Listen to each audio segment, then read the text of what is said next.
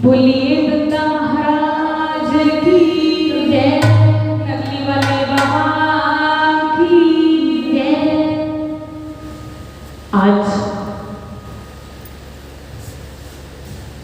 परम पूजनीय श्री बेहतानंद जी महाराज एक ऐसे उच्च कोटि के महान संत हुए जिनकी जीवन शैली सबसे अलग थी। उन्होंने अपना सारा जीवन भगवान के चरणों में व्यतीत किया, सारा जीवन भक्तों की रक्षा में गुजार दिया। ऐसे सदगुरु के चरणों में मैं बार बार वंदना करती हूँ, बार बार नमन करती हूँ, जिन्होंने 30 साल सर्विस करने के साथ साथ एक ज्ञान का मार्गदर्शन कराया और भक्तों की रक्षा की। और ऐसे सदगुरु के चरणों में मैं बार बार वंदना करती हूँ। और गुरु का अर्थ क्या होता है, गुरु किसे कहते हैं? गुरु अंधकार तथा रूप हटाने वाला, जो अंधकार से प्रकाश की ओर ले जाए, वही सच्चा गुरु होता है, वही सच्चा सदगुरु होता है। गुरु बिन ज्ञान न उपजे, गुरु बिन मिले न मोक्ष, गुरु बिन लिखे न सत्य को, गुरु बिन मिटे न दोष। कबीर कहते हैं कि बिना गुरु के ज्ञान असंभव है, उनके बिना मोक्ष नहीं मिल सकता। जब तक गुरु की कृपा नहीं होती तब तक इंसान अज्ञान रहता है, उसका जीवन अधूरा रहता है। इसलिए जीवन में सदगुरुओं का आचरण करना बहुत ही आवश्यक है। दत्ता महाराज जी के चरणों में बने रहना, ऐसा मेरा कहना है। दत्ता महाराज जी के चरणों में दिन रात उनकी आराधना करना, दिन रात उनकी पूजा करना, क्योंकि गुरु उसे कहते हैं जो एक सच्चे, एक अच्छे मार्ग की ओर ले जाए, एक सही दिशा पर ले जाए, उसे एक सच्चा गुरु कहते हैं। और हमारे दत्ता महाराज जी तो इतने महान संत हुए कि जिनका नाम आज सारे संसार में है। ऐसे महान संत हुए। बोलिए दत्ता महाराज की जय। दत्ता महाराज जी के चरणों में मेरा इतना प्यार है, मेरा इतना प्रेम है। सब भक्त दत्ता महाराज जी से प्रेम करते हैं। आज दत्ता महाराज जी 5 तत्वों में विलीन हो गए हैं। सारे भक्त उनके लिए बेताब हैं, सारे भक्त उनके लिए रो रहे हैं। लेकिन दत्ता महाराज जी अभी समाधिस्थ हैं और वो कहकर के गए हैं कि वो 100 साल तक जीवित रहेंगे। वो हमेशा आपके साथ थे और हमेशा आपके साथ रहेंगे। आप उनके चरणों में लगे रहिए, उनका पूजन करिए, उनका जाप करिए। वो हमेशा आपके साथ हैं, आप उनसे दूर नहीं हो। अभी वो समाधिस्थ हैं और सब भक्तों ने बाबा से इतना प्रेम किया है। आज भक्त कहते हैं क्या,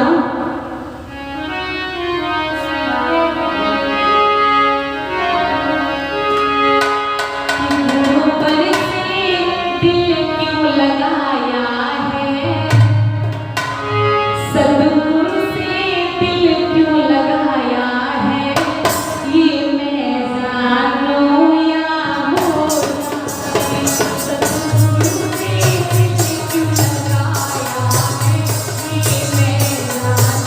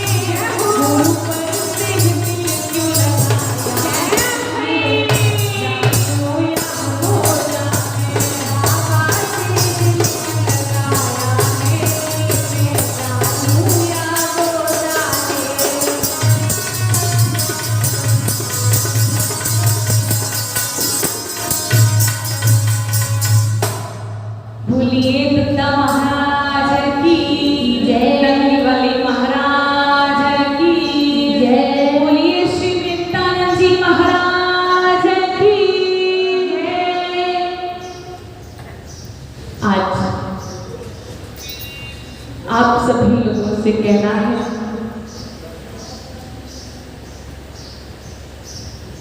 कि दत्ता महाराज जी के चरणों में आप सभी लोग सेवा करिएगा। दत्ता महाराज जी के चरणों में हमेशा लगे रहिएगा। दत्ता महाराज जी अपने भक्तों के साथ हैं, वो हमेशा अपने भक्तों के साथ में रहेंगे, क्योंकि दत्ता महाराज जी अपने भक्तों से इतना प्रेम करते हैं, इतनी ज्यादा उनका भक्तों के प्रति इतना अटूट प्रेम है कि वो कभी अपने भक्तों से दूर नहीं हो सकते। वो हमेशा आपके साथ हैं और हमेशा आपके साथ रहेंगे हमारे दत्ता महाराज जी। और आज हम आपको बताएंगे कि आप कितने भी बड़े तीर्थ धाम में जाना, कितने भी बड़े बड़े मंदिरों में जाना, लेकिन जब तक आप गुरु की शरण में नहीं जाएंगे, जब तक आप सतगुरु के शरण में नहीं जाएंगे, तब तक आपको भगवान के दर्शन होने वाले नहीं हैं। इसलिए हमेशा दत्ता महाराज जी के चरणों में बने रहिएगा, उनकी सेवा करिएगा, और जब गुरु मिलेंगे तो हमारा ये जीवन तार्थ हो जाएगा और हम भव से पार उतर जाएंगे। यदि भव से पार उतरना है तो हमेशा हमारे दत्ता महाराज जी के चरणों में हमेशा बने रहिएगा। भव सागर पार उतर जाओगे, इस दुनिया के सारे जंजालों से दूर हो जाओगे, सारे कष्ट मिट जाएंगे। दुनिया के किसी भी किनारे पर आप चले जाना, दुनिया के किसी भी कोने पर आप चले जाना, आपको सुख की प्राप्ति नहीं होगी, आपको आनंद की प्राप्ति नहीं होगी। और हमारे दत्ता महाराज जी के चरणों में चले आना, सारा जीवन आनंद से गुजर जाएगा। आप भव सागर पार उतर जाओगे, सारे दुखों से दूर हो जाओगे।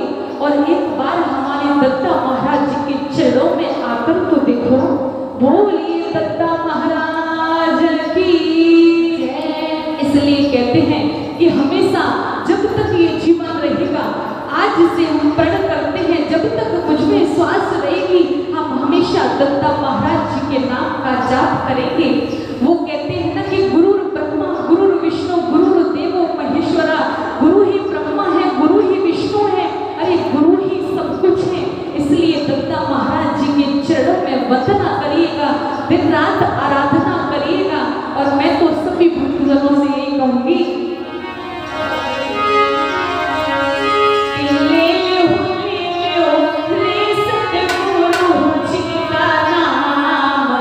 दुनिया में है सारा कोई नहीं, इस संसार में कोई भी अपना नहीं है एक सतगुरु के सिवाय। इसलिए ले लो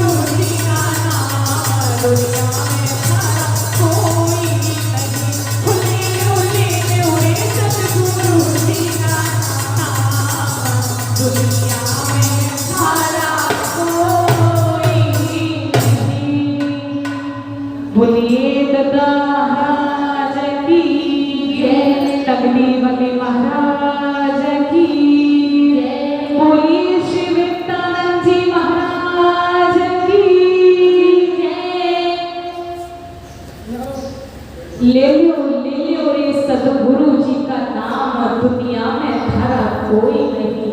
इस संसार में हमारे सदगुरु के सिवाय कोई दूसरा नहीं है, कोई नहीं है।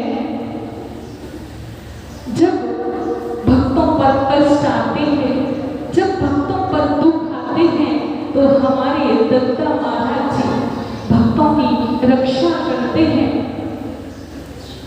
इसलिए संसार में कोई अपना नहीं है। सदगुरु के चरणों में हमेशा सेवा करिएगा। हमारे दत्ता महाराज जी इतने दयालु हैं कि वो हमेशा अपने भक्तों पर रक्षा करते हैं और हमेशा करते रहेंगे। आज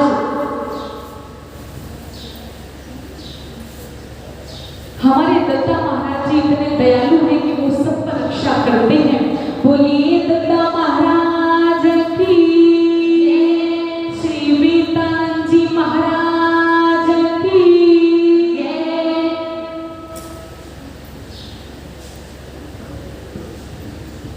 कथा, भागवत, संकीर्तन यह हमें तभी सुनने को मिलता है जब सद्गुरु की कृपा होती है। हमारे अंतःकरण में एक विचार आ रहा है गुरुदेव की प्रेरणा से, जो हम आपसे आज साझा करना चाहेंगे कि भागवत महापुराण हमें गंगा, यमुना, सरस्वती की त्रिवेणी में स्नान करवाती है। और ये गंगा, यमुना, सरस्वती हमारे भारत देश में जो प्रयागराज है, गंगा, यमुना, सरस्वती तीनों ही नदियों का मिलन भागवत की त्रिवेणी में होता दिखाई देता है। और ये त्रिवेणी हमें भागवत की सीख देती है। ये जंगम तीर्थ है भागवत महापुराण, जो हमारे पास स्वयं चलकर आता है कथा के स्वरूप में और हमसे कहता है हमारे भीतर डुबकी लगाओ, तुम्हारे अंतःकरण में भी त्रिवेणी संगम है। जब प्रयागराज में त्रिवेणी मैया की आरती की जाती है तो उस आरती में ये कहा जाता है, त्रिनाड़ी त्रिलोक जगजननी, ईड़ा वाम गंगा भूतरणी, पिंगला यमुना दक्षिण वासिनी, मध्य सुषमना ज्ञान प्रकाशिनी, भ्रुकुटी मध्य स्थित स्थाना, अंतःकरण प्रयाग प्रधान। जब प्रयागराज में त्रिवेणी मैया की आरती की जाती है तो उस आरती में ये पंक्तियां कही जाती हैं आत्मभाव से कि वो गंगा, यमुना, सरस्वती हमारे भीतर ही ईड़ा, पिंगला और सुषमना के माध्यम से सद्गुरु से प्रकट कर दिया करती हैं, प्रकट कर दिया करते हैं। ऐसे ही हमारे भारत देश के उच्च कोट के संत हुए दादाजी महाराज, तो उस समय उनके पास 3 जिज्ञासु चले आए और दादू दयाल जी ने उस व्यक्ति से पूछा और संकेत किया और कहा, अच्छा बताइए इस दही में माखन है क्या? उस व्यक्ति ने कहा अवश्य है। उसने कहा अवश्य है दादू जी। ने कहा मुझे तो कोई माखन दिखाई नहीं दे रहा। उन्होंने कहा ठीक है और दूसरे जिज्ञासु की ओर संकेत किया और अपने चरणों का प्रहार धरती पर खुद किया और कहा अच्छा बताइए इस धरती के नीचे क्या है? उसने कहा जल है। दादू जी ने कहा मुझे तो कोई जल दिखाई नहीं दे रहा। उस व्यक्ति ने कहा जिस प्रकार से दही को विलोने से माखन बनता है उसी प्रकार मन को मथने से प्रभु का साक्षात्कार हो जाता है। उसी प्रकार से जब हम वो सच्चा ईश्वर हमें गुरुजी उस मार्ग पे ले जाएंगे और बताएंगे कि मन को मथने से सच्चा ईश्वर प्राप्त होता है और ईश्वर का दर्शन हम तभी कर सकते हैं जब हमारे ऊपर सद्गुरु की कृपा होती है।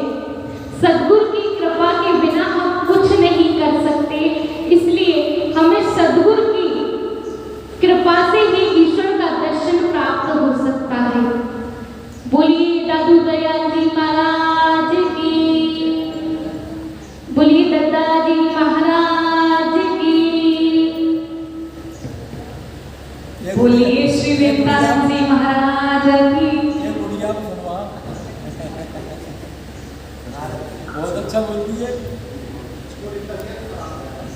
थोड़ा बोल दीजिए, छोटा सा करना।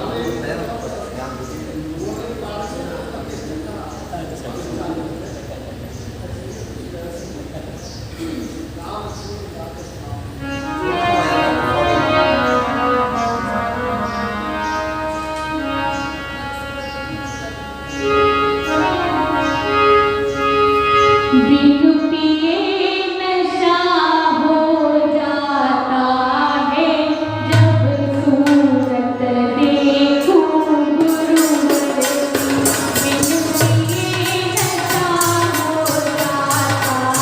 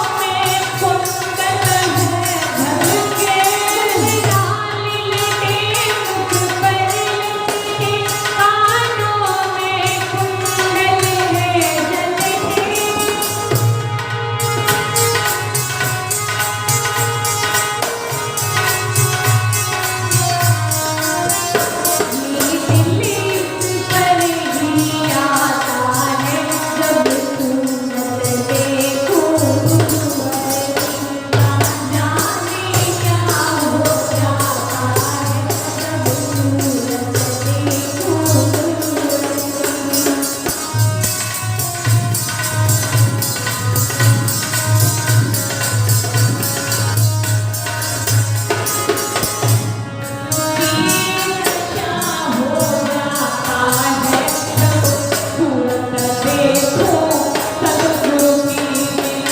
की। नशा हो जाता है,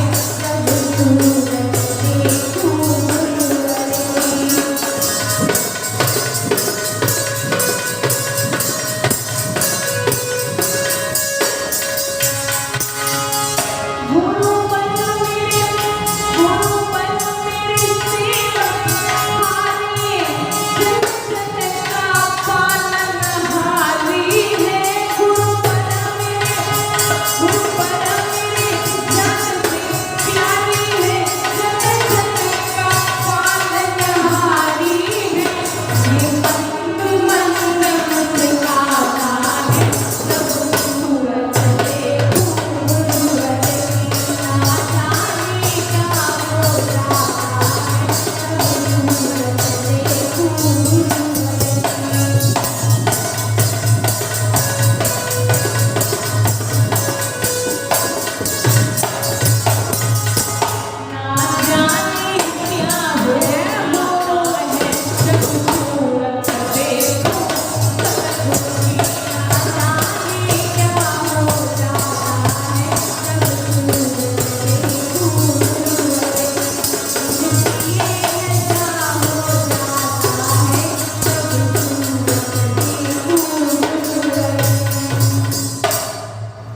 बोलिए दत्त महाराज की जय। बिनु पिए नशा हो जाता है, जब सूरत देखूं गुरुवर की। कितना प्यारा स्वरूप है हमारे दत्ता महाराज जी का, कितना प्यारा रूप है। एक भक्त पर जब संकट आया तो वो दुनिया के किसी भी तीर्थ धाम में नहीं गया,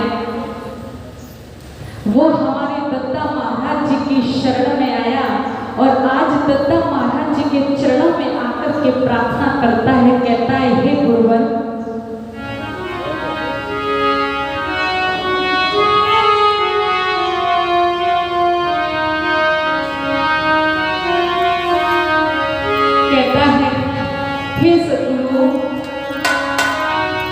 नैया लगाई ते हो पार, गुरुजी मेरी नैया लगाई ते हो पार। नैया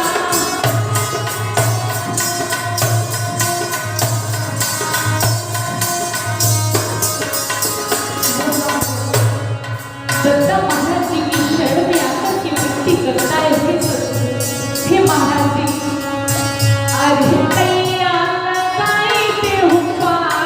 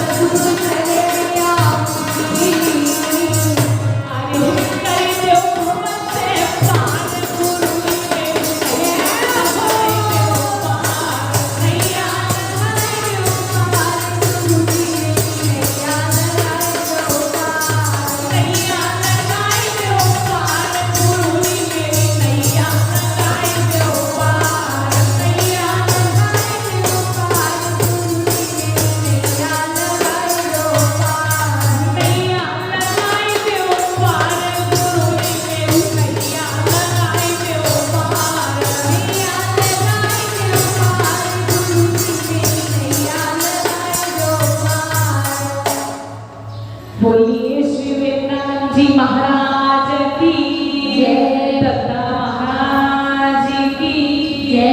नगली वाले महाराज की जय। आज कबीरदास जी ऐसा कहते हैं कि जीवन में भगवान की प्राप्ति जभी होगी जब आप सद्गुरु के शरण में जाएंगे। भगवान का दर्शन तभी होगा जब आप हमारे दत्ता महाराज जी के चरणों में जाएंगे।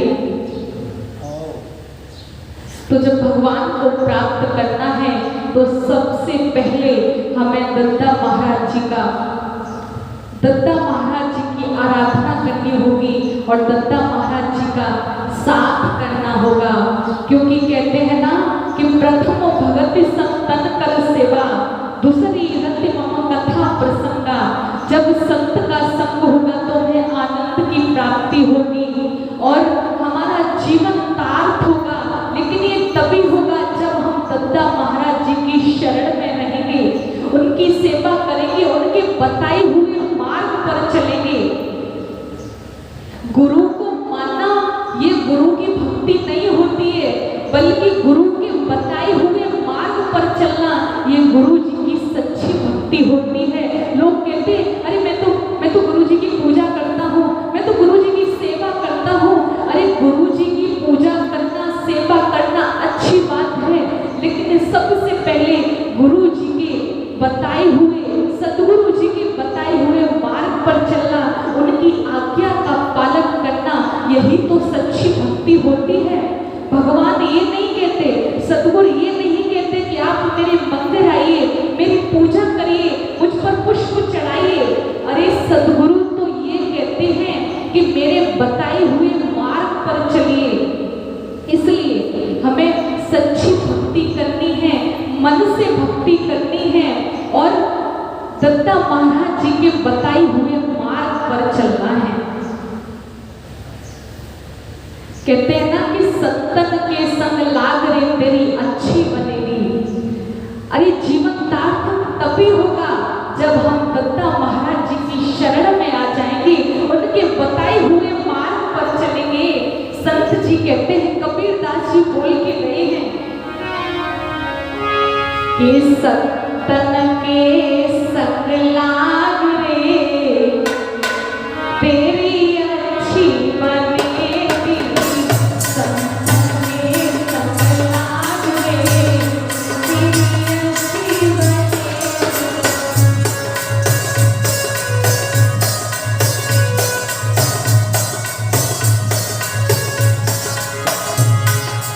अच्छी बनेगी तेरी पिंजरी बनेगी।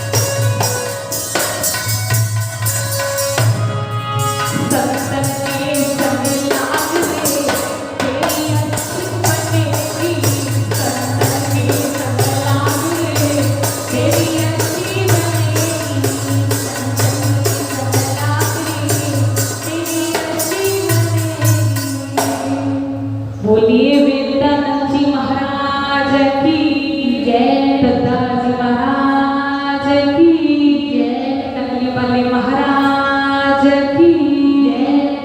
संतन के संग लाग रे तेरी अच्छी बनेगी।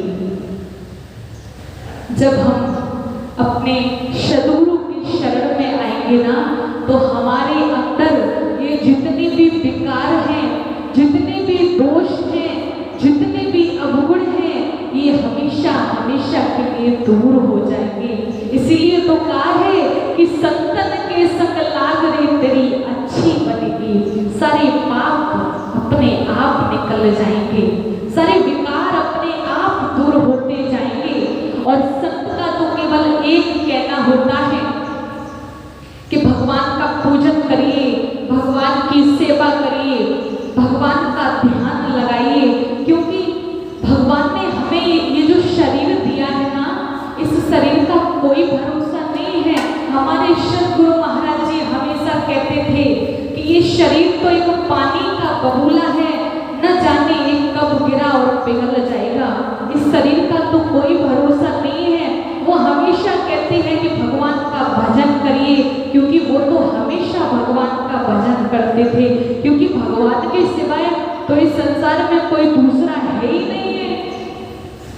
ये लोभ मोह रिश्ते नाते ये सब दूर हो जाते हैं। हमारा ये जो शरीर है, जो कि 5 तत्वों से मिलकर बना है, चित जल पावक गगन समीरा, air water sky fire and earth, न जाने ये शरीर कब 5 तत्वों में विलीन हो जाए, इसका तो कोई भरोसा नहीं है। इसलिए सद्गुरु की पूजा करिए, हमारे दत्ता महाराज जी की शरण में हमेशा बने रहिए, क्योंकि इस शरीर का तो कोई भरोसा नहीं है कि ये कब साथ छोड़ दे। कहते हैं ना कि जब सारा जीवन व्यतीत हो जाता है, तब हम पश्चाताप करते हैं कि हमारा जीवन तो यूं ही निकल गया, मैंने तो सद्गुरु की सेवा ही नहीं कर पाई, मैंने तो सद्गुरु के चरणों में उनका आचरण ही नहीं कर पाया, मेरा तो सारा जीवन व्यर्थ निकल गया। बाद में पश्चाताप करते हैं। ये पल भर की जिंदगानी है, ये पल भर का जीवन है, ये थोड़े से जीवन में हमारे सद्गुरु का आचरण ले लीजिएगा, उनकी पूजा करिएगा, ये जीवन भवसागर पार उतर जाएगा। हम सारे काम धंधों में लगे रहते हैं, सारे दिन भाग दौड़ करते हैं, कभी सद्गुरु ये नहीं कहते कि आप भगवान की पूजा करने के लिए, आप मेरी पूजा करने के लिए आप सारा दिन निकालो, सारे काम एक साइड रख दो। वो तो हमेशा ये कहते हैं कि प्रभु का मनन करिए, प्रभु के नाम का जाप करिए। कहते हैं ना कि जब बुढ़ापा आ जाता है तब मनुष्य को पश्चाताप होता है, अरे मेरा तो सारा जीवन ऐसे ही निकल गया, मैंने तो भगवान का नाम नहीं ले पाया। कहते ना कि ना राम नाम लीनो, ना हरि को नाम लीनो, तेने भरी जवानी में तू डूब के मर जा रे चुल्लू भर पानी में। बाद में पश्चाताप करते, इसलिए भगवान का नाम लीजिए। संत जी कहते हैं कि ना राम नाम लीनो,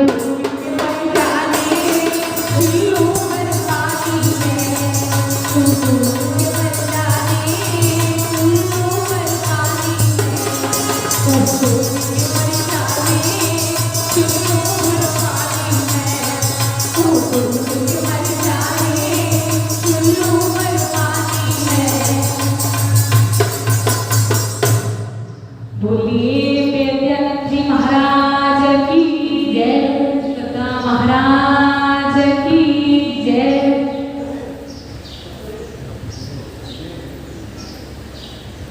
जब बुढ़ापा आ जाता है तब हम विचार करते हैं कि हमने तो सारा जीवन व्यतीत कर दिया, लेकिन सदगुरु की सेवा में नहीं लगाया, सदगुरु का पूजन नहीं किया। बाद में विचार करते हैं। इसलिए भगवान ने हमें इतना सुंदर जीवन दिया है, इतना सुंदर तन दिया है। ये अपना ये छोटी सी जिंदगानी है, इसमें सदगुरु की सेवा कर लीजिए, सदगुरु के चरणों में ध्यान लगा लीजिए। एक बार प्रेम से जयकारा लगाएंगे, बोलिए श्री वेदांत जी महाराज की जय।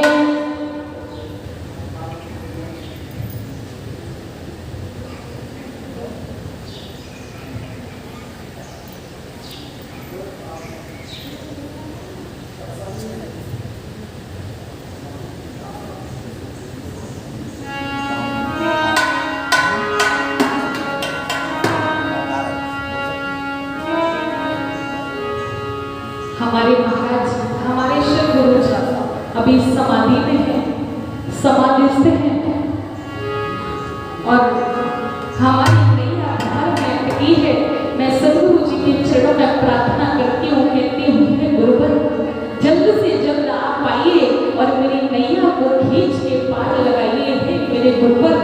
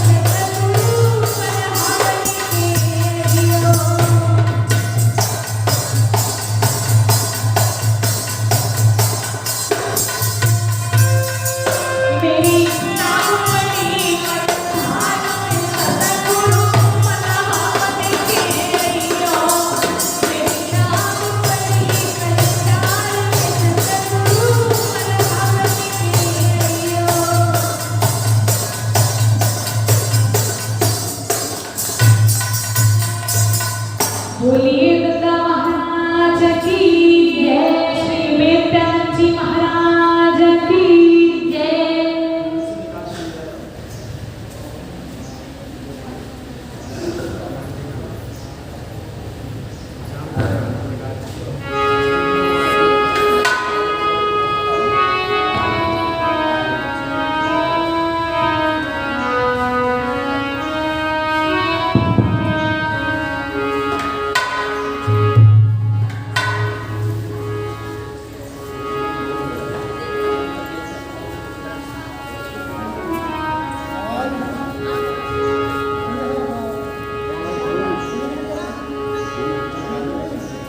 एक सदगुरु जी की शरण में जाता है और कहता है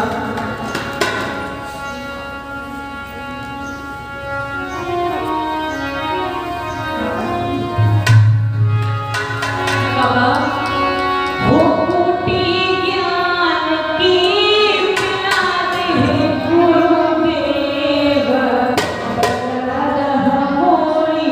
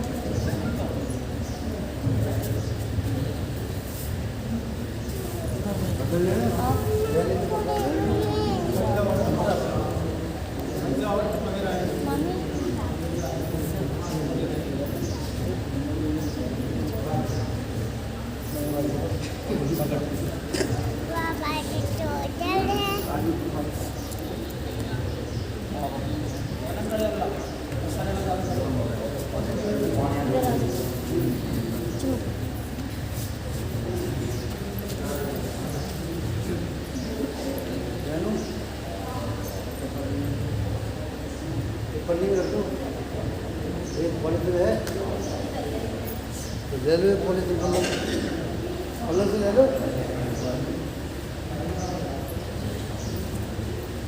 महाराज जी का रेलवे पन्नी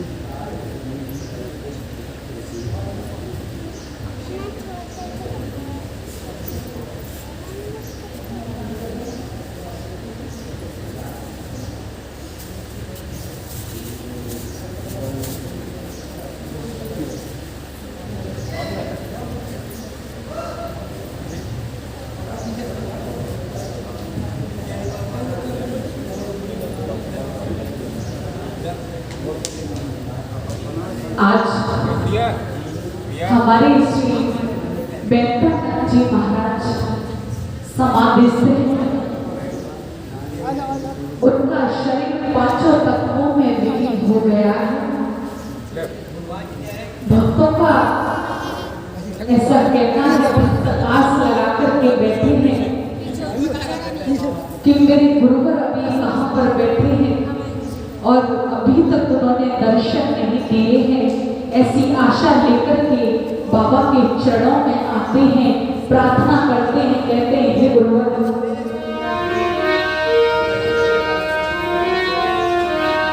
कहते हैं महाराज आप कहाँ हो? कि सदगुरु बैठे बंद कुठरिया में, मैं ढूंढ फिरी दुनिया में।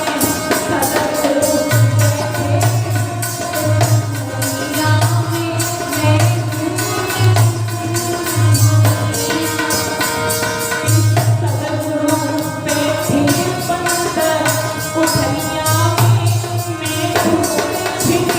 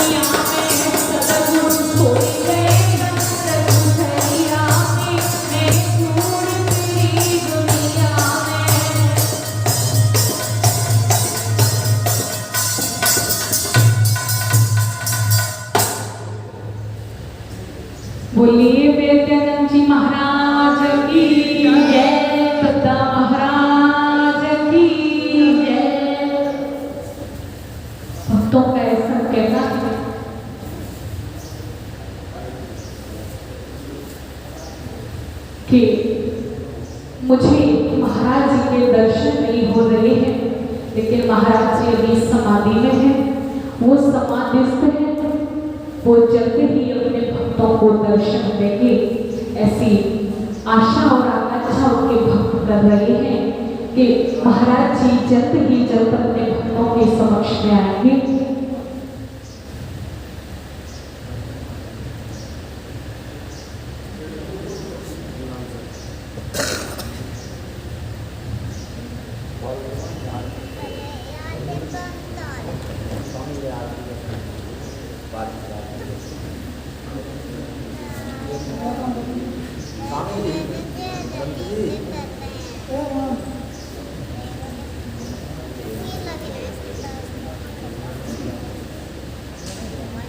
हमारे सदगुरु जी महाराज, हमारे दत्ता महाराज जी हमेशा कहते थे, अभी भैया जी ने मुझे बताया कि वो हमेशा अपने भक्तों को एक ही मार्गदर्शन देते थे कि भगवान का पूजन करो, भगवान की सेवा करो, भगवान की आराधना करो, क्योंकि ये जीवन बिना पूजन के, बिना पूजा पाठ के अधूरा है।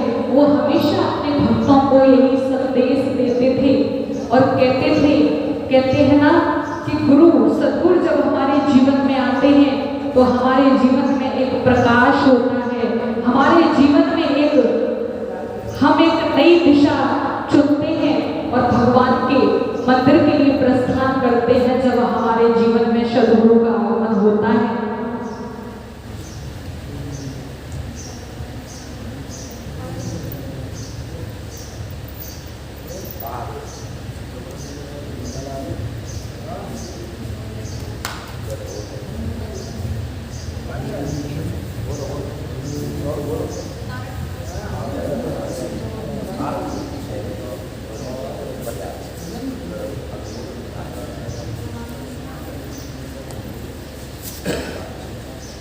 आज मेरे प्रिय श्रोताओं, हम आपको बताएंगे कि हमारे प्रभु श्री राम ने, आप सभी लोगों ने श्रवण किया होगा कि प्रभु श्री राम का जन्म कैसे हुआ, प्रभु श्री राम का विवाह कैसे हुआ, प्रभु श्री राम को वनवास कैसे मिला, प्रभु श्री राम कैसे अपनी प्रजा के साथ प्रजा सहित रघुवंशी बने। लेकिन प्रभु श्री राम के जन्म का कारण क्या था, ये तो कुछ ही लोगों ने श्रवण किया होगा कि प्रभु श्री राम त्रेता में क्यों आए थे, प्रभु श्री राम ने त्रेता में अवतार क्यों लिया था, वो हम आपको, वैसे तो प्रभु श्री राम के जन्म के कई सारे कारण हैं, लेकिन हम दो कारण आपको बताएंगे। प्रथम कारण है कि भगवान श्री हरि के दो द्वारपाल थे, जय और विजय। तो एक दिन सनकादिक चारों ऋषि दर्शन करने के लिए आए तो द्वारपाल ने रोक दिया, कहा कि आप अंदर नहीं जा सकते, दर्शन नहीं हो सकता, वर्जित है प्रवेश। मुनियों को आया क्रोध, निकाला जल और श्राप दे दिया कि जाओ, दोनों असुर हो जाओ, भगवत दर्शन में विघ्न करते हो। भगवान श्री हरि दौड़ करके आई, क्षमा करिए प्रभु। मुनियों ने कहा, नहीं प्रभु,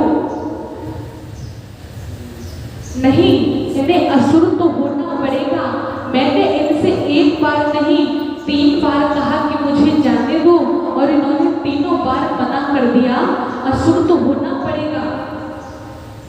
तो ये जो भगवान के जो द्वारपाल थे जय और विजय, इनका प्रथम जन्म सतयुग में हिरण्याक्ष और हिरण्यकश्यप के रूप में हुआ था। तो हिरण्याक्ष का वध भगवान ने बराह का अवतार लिया और हिरण्यकश्यप का वध तो आप सभी लोग जानते होंगे कि भगवान ने नरसिंह भगवान का अवतार लिया। और इन्हीं जय और विजय का दूसरा जन्म त्रेता में रावण और कुंभकर्ण के रूप में हुआ, जिनके लिए हमारे प्रभु श्री राम ने अवतार लिया। यही जय और विजय का तीसरा जन्म द्वापर में शिशुपाल और दंतवक्र के रूप में हुआ, जिनके लिए हमारे प्रभु श्री कृष्ण ने अवतार लिया। ये राम जी के जन्म का पहला कारण है।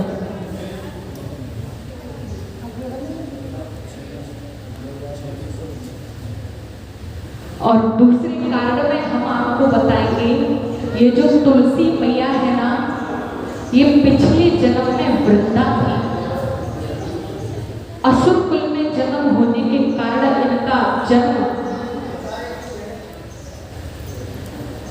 इनका जन्म असुरों के राजा, इनका जन्म वृंदा का जन्म असुर कुल में हुआ था और इनका विवाह असुरों के राजा जलंधर के साथ में हुआ था। परंतु वृंदा परम भागवत थी, भगवान की अनन्य भक्त थी, भगवान के चरणों में निष्ठ थी। तो वृंदा के सतत्व के कवच के कारण, वृंदा के धर्म के कवच के कारण ऐसा कवच बन गया था जलंधर के चारों ओर कि वृंदा जलंधर को कोई भी देवता मार नहीं पाया।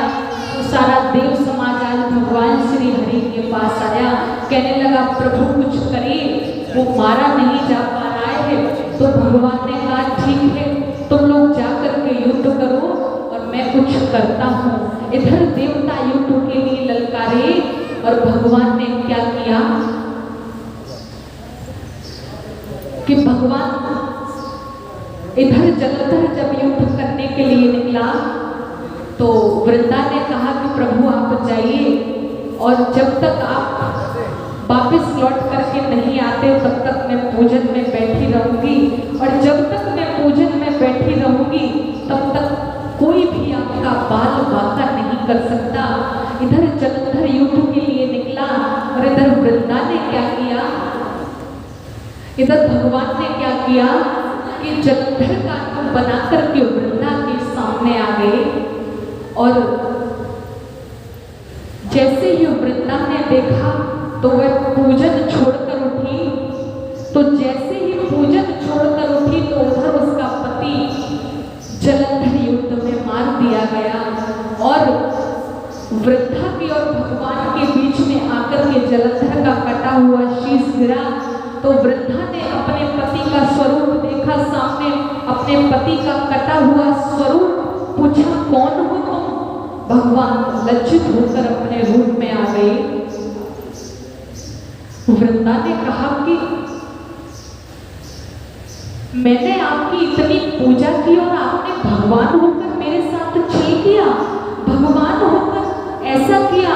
मैं श्राप देती हूँ आपको कि जिस प्रकार आज आपने मेरे पति के साथ छल करके मेरे पति को मुझसे अलग किया है, एक दिन यही मेरा पति आपके साथ छल करके आपकी पत्नी को आपसे अलग करेगा। मैं श्राप देती हूँ। वृंदा ने तुरंत श्राप दे दिया, भगवान को श्राप देकर पत्थर का बना दिया। भगवान शालिग्राम के रूप में आए, सृष्टि में हाहाकार मच गया। देवता लक्ष्मी सब आकर के वृंदा से विनती करने लगे, कहने लगे। तो वृंदा ने क्या किया कि फिर से वृंदा ने अपने दाहिने पांव के अंगूठे से योग अग्नि प्रज्वलित करके और अपने शरीर को, अपने आप को जलाकर भस्म कर दिया। तो वृंदा के शरीर की राख से ये तुलसी जी का गरबा निकला है। तो भगवान शालिग्राम के रूप में आए तो भगवान ने यहाँ पर एक बात कही कि आज से शालिग्राम का विवाह तुलसी जी के साथ में होगा। और यहीं पर भगवान ने दूसरी बात कही कि जब तक हमारे भोजन में तुलसी दल नहीं पड़ेगा तब तक मैं कोई भी अन्य भोजन करने वाला नहीं हूँ। ये प्रभु श्री राम के जन्म का दूसरा कारण है। बोलिए प्रभु श्री रामचंद्र भगवान की, दत्ता महाराज की जय।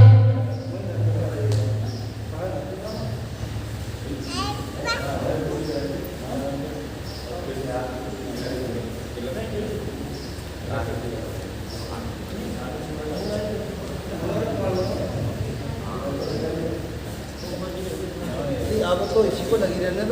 ऊपर गति पे लगा दो, ऊपर गति पे लगा दो।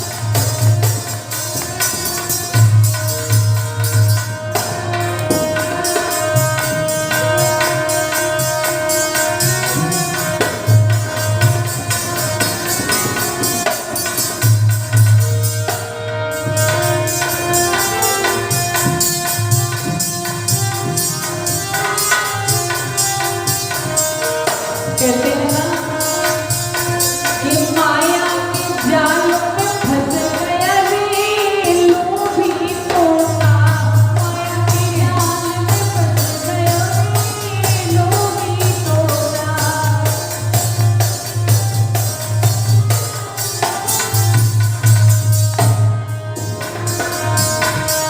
लोभी तोता इंसानी तोता, लोभी तोता इंसानी तोता, लोभी तोता इंसानी तोता, लोभी तोता इंसानी तोता।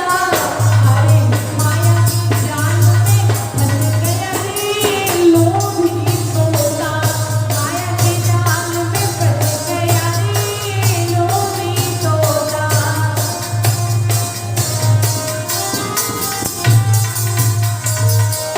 अरे दिन दिन पिछड़ा होए पुराना, दिन दिन अरे दिन दिन पिछड़ा होए पुराना, दिन दिन पिछड़ा होए पुराना। हाथ गया फिर लौट ना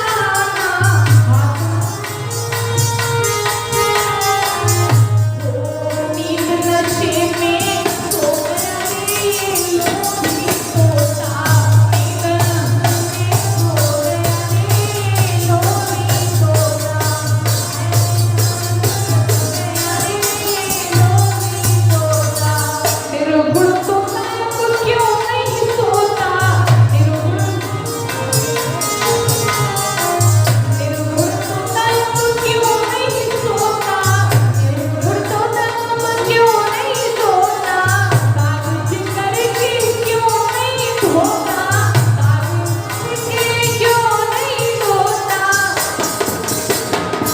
निर्गुण क्यों ना हो गया रे ये लोभी तोता, जाल में फंस गया रे लोभी तोता, माया के जाल में फंस गया रे लोभी तोता, माया के जाल में फंस गया रे लोभी तोता। बोलिए श्री वृंदावन जी महाराज की जय।